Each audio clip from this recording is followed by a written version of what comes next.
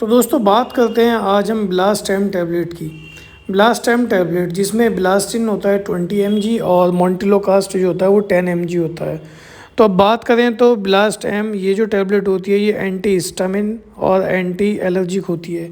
जिन लोगों को सांस लेने में दिक्कत होती है या बार बार छींकें आती हैं उनमें ये बहुत अच्छा काम करती है। सांस फूलना, खांसी होना या ज़ुकाम होना या फिर कई बार जिन लोगों को शरीर पर खुजली सी भी होने लगती है तो ये उसमें भी बहुत अच्छा काम करती है।